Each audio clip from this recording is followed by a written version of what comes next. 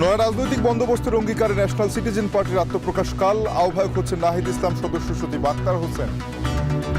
যেই জায়গায় আমরা বাংলাদেশকে দেখতে চাই সেই জায়গায় দেখার সবচেয়ে অন্যতম একটি প্রধান শর্ত হচ্ছে রাজনৈতিক দলগুলোর মধ্যে একটা মিউচুয়াল রেসপেক্ট থাকতে হবে। রাজনৈতিক বিভিন্ন ধরনের কর্মপ্রক্রিয়া থাকবে, কর্মসূচি থাকবে। এই কর্মসূচির মধ্য দিয়ে মানুষের সাথে আমাদের সম্পৃক্ত হব।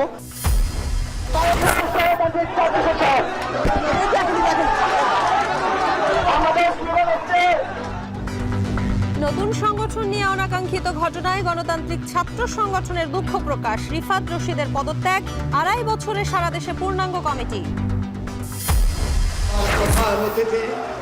দেশনেত্রী বেগম খালেদা জিয়াকে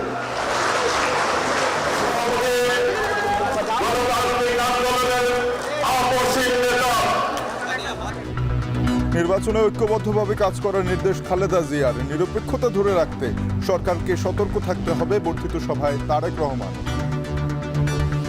রাজপথে গড়ে ওঠা জাতীয় ঐক্য এবং জাতীয় নির্বাচনে পরিবেশ বিনষ্টের অপচেষ্টা চলছে।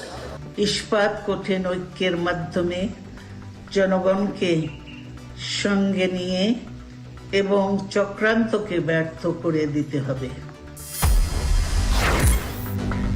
এবং বন্ধ হলো বেক্সিমকো টেক্সটাইলসের 14 কারখানা। 9 মার্চ থেকে 4000 শ্রমিকের পাওনা পরিশোধ। 525 কোটি টাকা দিচ্ছে মন্ত্রণালয়।